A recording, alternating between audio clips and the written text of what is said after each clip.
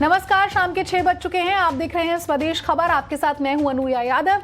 Bulletin में सबसे पहले बात बाजार की तो हफ्ते के आखिरी कारोबारी दिन बाजार में भारी उठापटक दिखी। शुरुआती तेजी के बावजूद दोपहर के बाद बाजार में मुनाफा वसूली बढ़ी और निफ्टी और सेंसेक्स जो हैं वो गिरकर बंद हुए। लेकिन कमजोर बाजार में भी निफ्टी बैंक ने नया रिकॉर्ड बनाया। मेरी सहयोगी पूजा त्रिपाठी मेरे साथ ज्यादा अपडेट के लिए यहां पर जुड़ गई है। पूजा, कैसा रहा आज दिन भर कारोबार? और देखिए, आज कमजोर बाजार होने के बावजूद निफ्टी बैंक ने एक नया रिकॉर्ड बनाया। बाजार में लगातार चौथे दिन हमने देखा कमजोरी देखने को मिली है और ये कमजोरी का दौर चालू तो था, लेकिन बैंक निफ्टी ने इसके उलट ही कारोबार देखने को मिल रहा है और बैंक निफ्टी में करीब 300 अंकों से ज़्यादा की तेज़ी आज के सेशन में देखी गई और 40,000 के ऊपर ही बैंक निफ्टी ने क्लोजिंग दी है। इसके अलावा आज के सेशन में बात करें तो मेटल, फार्मा और आईटी में सबसे ज़्यादा कमजोरी देखने को मिली है। वहीं दूसरी तरफ रियल्टी और बैंकिंग शेयरों में आज जोरदार खरीदारी थी। निफ्टी गेनर्स पर नजर डालें तो आज का टॉप परफॉर्मर था एचडीएफसी, इसके बाद बजाज ऑटो, ओएनजीसी और कोटक महिंद्रा बैंक। यहाँ पर काफ़ी शानदार आज के सेशन में तेज़ी देखने को मिली है। और अगर लूजिंग साइड पे बात करें तो हिंडाल्को में आज कमजोरी थी, कोल इंडिया, इसके अलावा कुछ और शेयर्स की बात करें तो आईटीसी, टाटा मोटर्स, यहाँ पर काफ़ी ज़्यादा कमजोरी देखने को मिली है। बैंकिंग शेयरों में आज अच्छा रुझान था। इसमें federal bank, AU small finance bank, बंधन बैंक, आरबीएल बैंक सभी में शानदार मोमेंटम देखने को मिला और फेडरल बैंक में 7% तक की अच्छी तेजी देखने को मिली। तो आज निजी जो प्राइवेट प्लेयर्स थे उनका आज दिन था। इसके अलावा रियल एस्टेट शेयरों में भी कुछ ऐसे स्टॉक्स थे जहां पर कि काफ़ी अच्छी तेजी देखने को मिली। इसमें Prestige estates, Oberoi realty, Godrej properties और इंडिया बुल्स रियल एस्टेट, ये भी कुछ ऐसे स्टॉक्स थे जहां पर कि अच्छी तेजी देखने को मिली है। लेकिन आज बाजार में कमजोरी बनाई है मेटल शेयरों ने। वेदांता, हिंदुस्तान जिंक, हिंडाल्को, सेल सभी कमजोरी के साथ आज कारोबार कर रहे थे। ठीक है, शुक्रिया पूजा इस अपडेट के लिए। और देखिए, रिलायंस इंडस्ट्रीज के नतीजे अब किसी भी समय आ सकते हैं, लेकिन ये नतीजे कैसे रहेंगे, मेरे सहयोगी अजय शर्मा यहाँ पर ज्यादा अपडेट के लिए मेरे साथ जुड़ गए हैं। अजय, उम्मीदें बहुत सारी हैं और अब किसी भी समय रिलायंस इंडस्ट्रीज के नतीजे आ सकते हैं। जी हाँ, रिलायंस इंडस्ट्रीज के नतीजे बहुत इंपॉर्टेंट है इस क्वार्टर।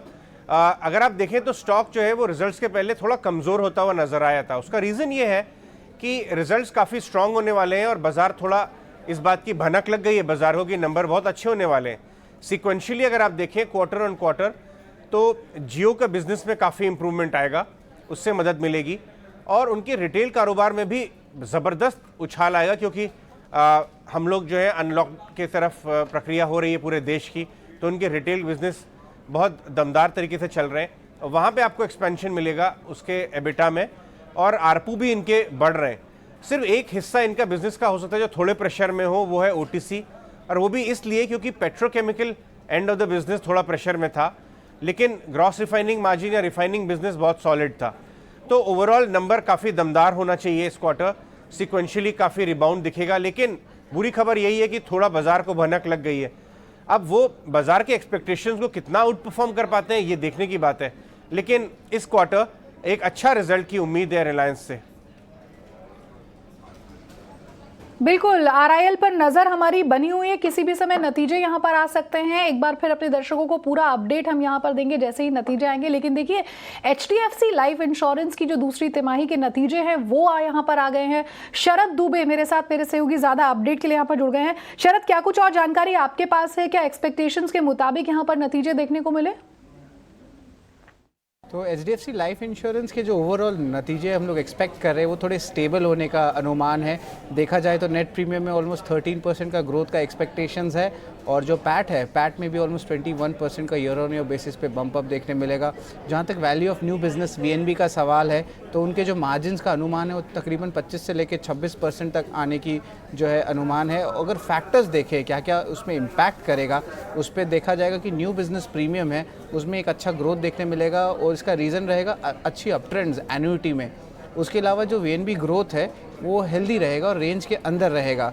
उसके अलावा जो एक्सपेंस रेशियो है वो जो है स्टेबल का अनुमान है रहने का और जो कोविड रिलेटेड जो क्लेम्स है वो एक बहुत बड़े की मॉनिटरेबल होगा, बिकॉज उसके कारण ही जो है स्टॉक में उतनी बड़ी ज़्यादा रैली नहीं देखनी पड़ी जितनी BFSI स्पेस में अन्य सेगमेंट्स में देखने को मिली थी। उसके अलावा सॉल्वेंसी भी एक्सपेक्टेड है कि वो हेल्दी रेगुलेटरी रेंज में रहे। मैनेजमेंट की कमेंट्री जो है 2 इंपॉर्टेंट पॉइंट्स पे जो है फोकस रहेगा। एक रहेगा प्रीमियम कलेक्शंस क्या हुई पहले फर्स्ट हाफ में आपके FY22 में, और परसिस्टेंसी के क्या लेवल्स। ठीक है, चलिए येस बैंक के नतीजों की यहाँ पर हम बात कर लेते हैं। तो दूसरी तिमाही में जो येस बैंक के नतीजे हैं वो अच्छे रहे। बैंक का मुनाफा दूसरी तिमाही में 225 करोड़ रुपए के ऊपर पहुंच गया, जबकि पिछले साल दूसरी तिमाही में ये आंकड़ा करीब करीब 129 करोड़ रुपए था। एसेट क्वालिटी फ्रंट पर भी बैंक को थोड़ी राहत मिली है। ग्रॉस NPA पहली तिमाही के 15.6% की तुलना में घटकर 15% के नीचे आ गया। साथ ही साथ नेट NPA भी घटकर अब 5.5% के करीब आ गया है।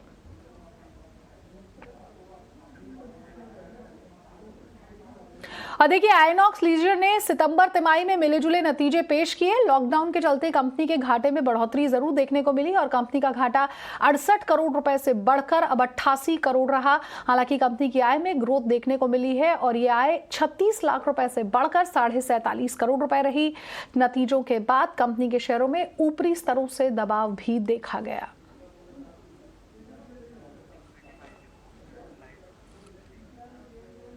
और देखिए पेटीएम के आईपीओ को सेबी की मंजूरी मिल गई है। पेटीएम का आईपीओ इस साल नवंबर मध्य में लिस्ट हो सकता है।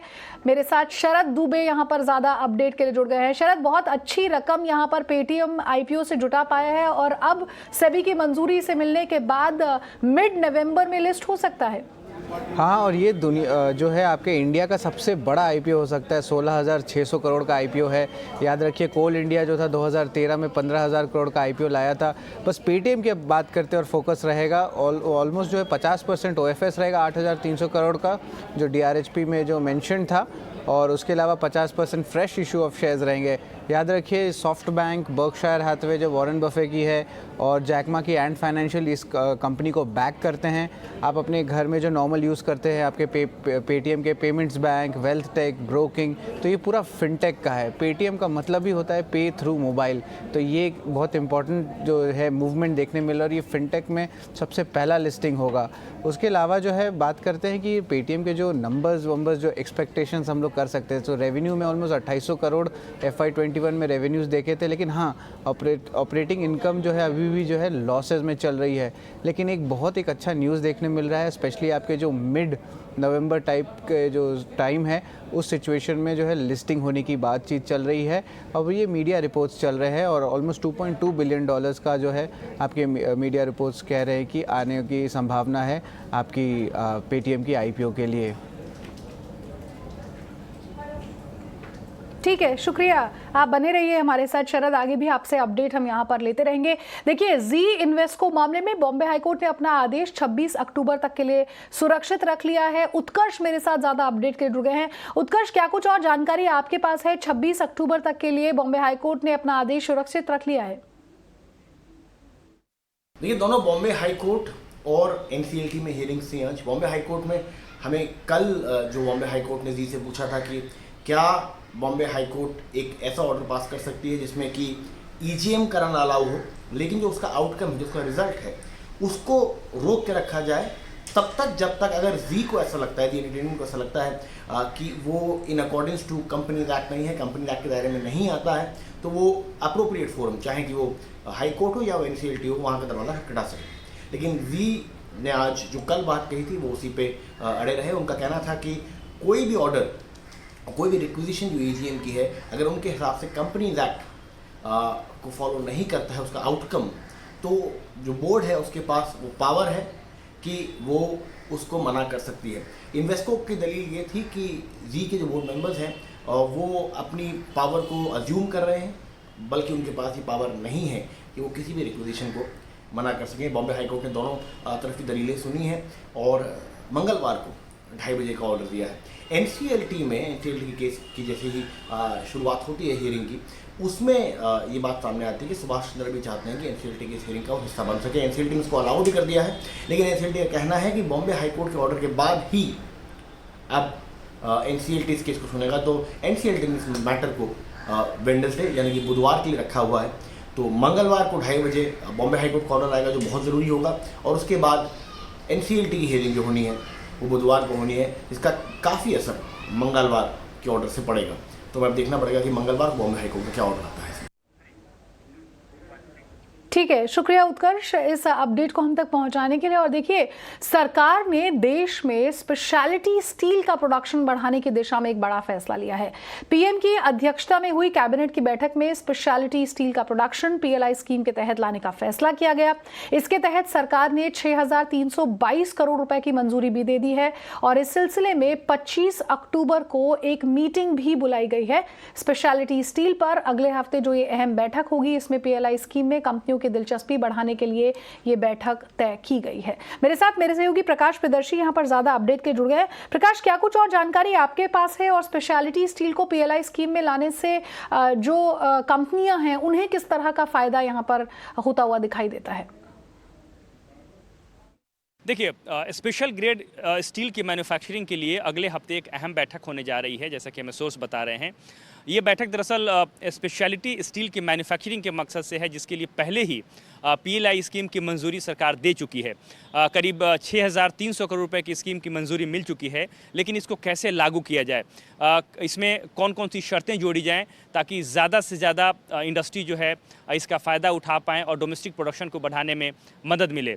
जैसा कि हमें जानकारी मिल रही है, उसके हिसाब से इस बैठक में स्टील मंत्री शामिल होंगे, नीति आयोग के अधिकारियों को बुलाया गया है और साथ ही साथ सरकारी क्षेत्र की स्टील कंपनियां और प्राइवेट सेक्टर की जो स्टील कंपनीज हैं उनको भी इस बैठक में बुलाया गया है। उनकी राय ली जाएगी और फिर उसके बाद उस गाइडलाइंस को अंतिम रूप दिया जाएगा, जिसके हिसाब से इंडस्ट्री जो है इस स्कीम का फ़ायदा उठाएंगी। सरकार का मकसद ये है कि ज़्यादा से ज़्यादा डोमेस्टिक मैन्युफैक्चरिंग बढ़ाई जाए, खासकर स्पेशलिटी स्टील की बात अगर आप करें, क्योंकि ज़्यादातर पार्ट जो है इसका इंपोर्ट किया जा रहा है और ऑटो सेक्टर है, स्पेस है, डिफेंस सेक्टर में इसका इस्तेमाल हो रहा है।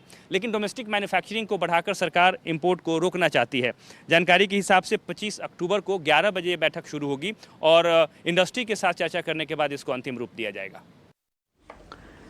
ठीक है, शुक्रिया प्रकाश इस अपडेट के लिए। और देखिए, बायोकॉन की एग्जीक्यूटिव चेयरपर्सन किरण मजूमदार-शाह ने कहा कि सरकार की PLI स्कीम बेहद अच्छी है, इसका कंपनियों को फायदा मिलेगा। साथ ही साथ उन्होंने सरकार से RLI यानी कि रिसर्च लिंक्ड इंसेंटिव स्कीम बनाने की भी अपील की है ताकि फार्मा सेक्टर में रिसर्च को बढ़ावा मिल सके।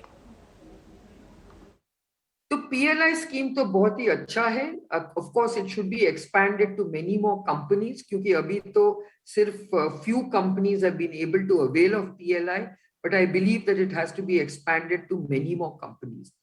इसके अलावा हमने गवर्नमेंट को RLI स्कीम के बारे में भी हमने रिक्वेस्ट किया है और RLI स्कीम्स भी गवर्नमेंट अभी बना रही है रिसर्च लिंक्ड इंसेंटिव्स के लिए, क्योंकि मैं समझती हूँ कि research is going to be a very important part of future growth हमारी इंडस्ट्री के लिए। तो इसीलिए मैं बहुत ही चाहती हूँ कि government comes out with a very very robust research linked incentive scheme, क्योंकि the need of the hour is for the pharmaceutical and biopharmaceutical industry to invest very significantly in research. और देखिए, प्याज, आलू समेत सब्जियों की बढ़ती महंगाई पर केंद्र सरकार ने सफाई दी है और सरकार का कहना है कि कीमत में बढ़ोतरी पिछले साल के मुकाबले कम है।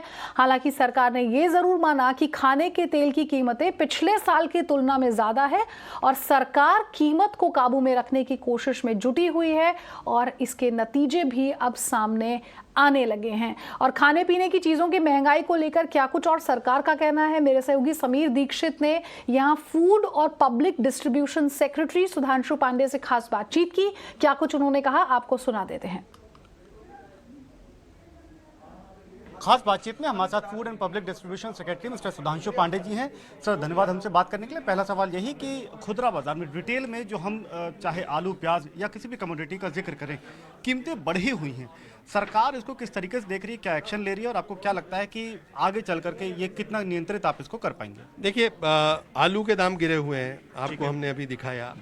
प्याज भी पिछले साल के मुकाबले दाम गिरे हुए हैं। प्याज के लिए ऑलरेडी हमने जो है बफर स्टॉक से रिलीज करना शुरू कर दिया है और राज्यों को और जो कोऑपरेटिव स्टोर्स हैं लाइक सफल, उनको हम 26 रुपए में एग्स गोडाउन प्रोवाइड कर रहे हैं। और हमारे पास सफिशिएंट स्टॉक अवेलेबल है, जो भी राज्य हमसे मांग रहा है उसको हम प्रोवाइड कर रहे हैं। लगता है त्योहारी सीजन में ये जो लगातार महंगाई का जिक्र हो रहा था, ये नियंत्रित रहेगी, काबू में रहेगी? नियंत्रित रहेगी, क्योंकि राज्य सरकार भी इसके ऊपर प्रतिबद्ध है और केंद्र सरकार की तरफ से लगातार उनके साथ चर्चा बनी हुई है। एडिबल ऑयल को लेकर के आपका ये दावा है कि अंतर्राष्ट्रीय बाजार में कीमतें भले ही बढ़ रही हो, लेकिन भारत में स्थिति काफ़ी काबू में है। क्या इसके पीछे की वजह देख रहे हैं और आपका फ्यूचर प्रेडिक्शन क्या है? देखिए, एक तो हमने ड्यूटीज़ के ऊपर, जबकि सरकार को उसमें काफ़ी रेवेन्यू का नुकसान होता है, लेकिन सरकार ने पब्लिक के इंटरेस्ट को ध्यान में रखते हुए, सर्वोपरि रखते हुए ड्यूटीज़ को बिल्कुल स्लैश कर दिया। स्टॉक लिमिट्स इम्पोज करने का ऑथराइज कर दिया राज्य सरकारों को, और डिस्क्लोजर के लिए भी उन्होंने बाध्यता डाल दी एसेंशियल कमोडिटीज़ एक्ट में। तो ये सारे कदम, और डोमेस्टिक प्रोडक्शन, जैसे मैंने बताया कि पहली बार मस्टर्ड का जो है करीब 10 लाख टन जो है वो बढ़ा है। जो स्टॉक लिमिट का आप जिक्र कर रहे हैं, राज्य इसमें अभी तक एक्शन लेते हुए नजर नहीं आ रहे हैं, क्या उनसे कोई बातचीत? राज्यों के साथ बातचीत हो रही है, उनके लिए भी, चूंकि अब ये स्टॉक लिमिट्स लगाना उन्होंने बंद कर दिया था, बिल्कुल, इसलिए वो क्वांटिटीज डिसाइड कर रहे हैं कि किस राज्य के लिए क्या क्वांटिटी होनी चाहिए और किस कैटेगरी पे क्या क्वांटिटी होनी चाहिए। हमें उम्मीद है कि बहुत जल्दी वो सर, प्राइजेस की जो रिपोर्टिंग होती है, यानी कि जो दाम आप एवरेज देश के सामने प्रस्तुत करते हैं और जो एक्चुअल में लोग खरीदते हैं, उसमें थोड़ा सा फर्क रहता है और इसको लेकर के जनता में नाराजगी भी रहती है। तो प्राइस रिपोर्टिंग को लेकर के नया कदम हम क्या देख सकते हैं? देखिए, ये 167 सेंटर पूरे देश में जो है वहाँ से प्राइस रिपोर्ट होता है, और ये उसका एवरेज होता है जो हम आपको शो करते हैं। तो अलग अलग सेंटर्स पे वेरी कर सकता है, अलग अलग राज्यों में वेरी कर सकता है, लेकिन वो डाटा हम आपसे शेयर कर सकते हैं, जिससे कि पब्लिक को पता रहे कि क्या एवरेज प्राइस है और क्या किस राज्य में या किस सेंटर पे प्राइस है। राइस ब्रांड ऑयल को आप लगातार पुश कर रहे हैं। फिलहाल जो एनुअल कैपेसिटी है, प्रोडक्शन कैपेसिटी, वो 11 लाख मीट्रिक टन का है। अब आप राइस ब्रांड ऑयल को और आगे ले जाने के लिए राज्यों के साथ किस तरीके से बातचीत कर रहे हैं? क्या मीटिंग हुई है और क्या विजन है आपका? जितनी भी राइस प्रोड्यूसिंग स्टेट्स हैं वहाँ पर हम राज्यों से कह रहे हैं, और उन्होंने माना भी है, उन्होंने कमिटमेंट दिया है कि हम राइस ब्रांड का सॉल्वेंट एक्सट्रैक्शन प्लांट अपने यहाँ पॉलिसी में इंक्लूड करेंगे। कुछ राज्यों ने ऑलरेडी कदम उठाया है, जैसा मैंने आपको बताया। तो हम 8 से 9 लाख मीट्रिक टन जो है राइस ब्रांड ऑयल और प्रोड्यूस कर सकते हैं। और देखिए, स्पाइस जेट ने अपनी कार्गो कारोबार को बढ़ाने के लिए स्पाइस एक्सप्रेस बनाया है। स्पाइस जेट के चेयरमैन एमडी अजय सिंह से खास बातचीत की मेरे सहयोगी समीर दीक्षित ने। क्या कुछ उन्होंने कहा, आपको सुनाते हैं। जहां तक कार्गो का सवाल है, हमने एक अलग कंपनी बनाई है, स्पाइस एक्सप्रेस, और उस कंपनी में तेजी से ग्रोथ हो रही है, और उसमें हम जहाज भी जोड़ेंगे, अपने बिजनेस में और बढ़ोतरी करेंगे, और भारत की सबसे बड़ी लॉजिस्टिक्स और कार्गो कंपनी के रूप में उभरेंगे। सबसे बड़ी बात यह है कि हम ऐसे मौकों को तलाशेंगे। हमने अभी उसकी स्लम्प सेल की है, तो एक अलग एंटिटी बनाई है which is owned by spice jet. उसमें हम फंड इन्फ्यूजन भी अगले कुछ महीनों में करेंगे, और हमें लगता है कि बहुत उसका एक पोटेंशियल है ग्रोथ का। तो डेफिनेटली आप उसमें देखेंगे कि कई कदम हम उठाएंगे जिससे हम सबसे बड़े एक लॉजिस्टिक्स कंपनी के रूप में उभरें। और देखिए, सस्ता लोन अगर आपको काफ़ी आसानी से मिल जाए तो आपके लिए किसी खुशखबरी से कम नहीं होगी। दरअसल ये मुमकिन हो सकता है ओपन क्रेडिट एनेबलमेंट नेटवर्क की वजह से। ET नाउ स्वदेश को मिली जानकारी के मुताबिक करीब 10 बैंक्स इस प्लेटफॉर्म से जल्द ही जुड़ सकते हैं, और इस मुद्दे पर OCEN प्लेटफॉर्म के को फाउंडर ऋषिकेश मेहता से एक्सक्लूसिव बातचीत की मेरे सहयोगी अंकुर मिश्रा ने। क्या कुछ उन्होंने कहा, आपको सुनाते हैं। ओपन क्रेडिट इनेबलमेंट नेटवर्क यानी एक ऐसा प्लेटफॉर्म जिससे लेंडिंग कंप्लीटली डिजिटल होने वाली है, और साथ ही साथ बैंकों की कॉस्ट में कमी आएगी, जो कि शायद आपकी लेंडिंग दरों में और भी कमी कर सकता है। इस पर और बातचीत करने के लिए हमारे साथ जुड़ रहे हैं मिस्टर ऋषिकेश मेहता, जो कि वॉलंटियर है थिंक टैंक आई स्पिरिट में, और जो थिंक टैंक आई स्पिरिट है वही रिस्पॉन्सिबल है ओकेन को इम्प्लीमेंट करने के लिए। मिस्टर मेहता, आपका स्वागत है। मेरा पहला सवाल आपसे ये है कि जो ओकेन है वो आखिर काम कैसे करता है और इससे कैसे मदद मिलेगी? OCEN it is the Open Credit Enablement Network, and what OCEN aims to do is to be able to give completely digital, paperless and presence-less loans to MSMEs. Now, what this means is that today we have a reference implementation live with GeM Sahay, and sellers, sole proprietors who are sellers on GeM can get loans with no minimum ticket size, means the smallest ticket size we've given is 238 rupees, within 10 minutes without submitting any paperwork. So it is completely digital, and in just 10 minutes the amount is disbursed to the seller's account to be able to fund their purchase order. The way it works is you register on the app, you submit your information to the lenders, which is both PO information and consent to check your credit data. And within a few minutes, a low offer is provided to you. If the offer looks good, you can select it, repayment setup करके, KYC करके, loan agreement sign करके, सब digitally loan disburse हो जाता है. जी अभी account aggregator भी launch हुआ है, तो मैं आपसे ये पूछना चाहता हूं कि अकाउंट एग्रीगेटर के लाइव होने के बाद OCEN प्लेटफॉर्म पर क्या फर्क पड़ेगा? The account aggregator does one very important function. So, today when you apply for a loan, you either give a soft copy of a bank statement or you take a hard copy which is stamped by the bank and provide it to the lender to be able to give you credit. What the account aggregator does is, after taking your consent, it actually provides the data directly from the bank that you have a bank account with to the lender that you're applying for a loan with. And it gives it in a structured format where the rules can be run by software, so that the decision is almost instant. There has to be no manual assessment.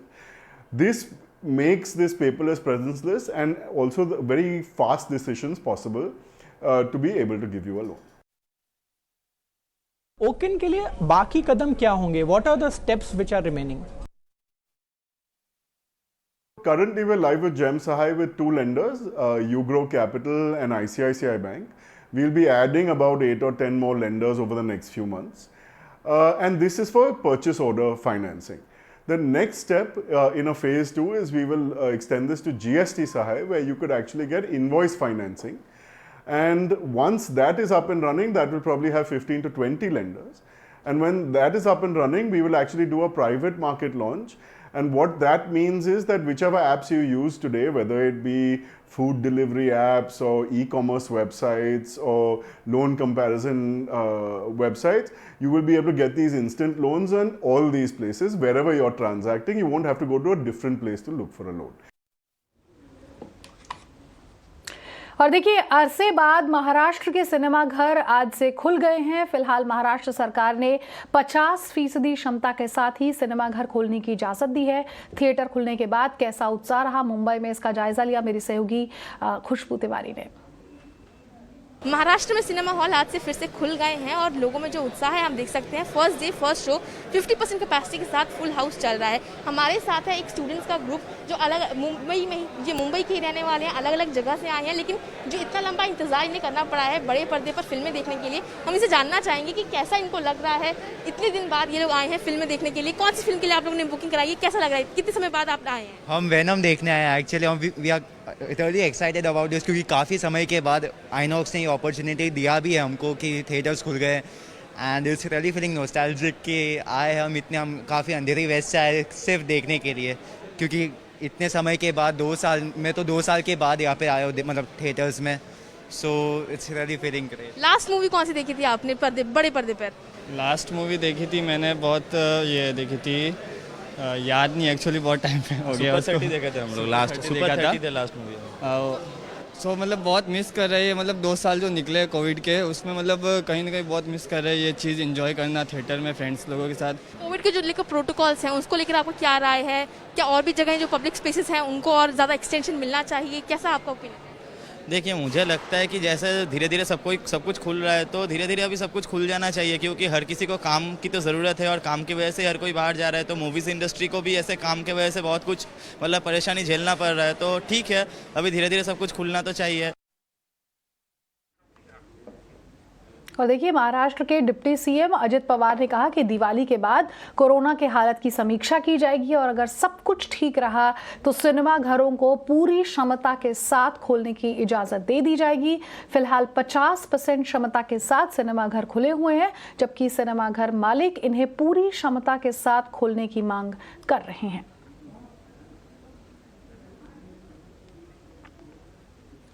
तो स्वदेश खबर के इस bulletin में मेरे साथ बस इतना ही।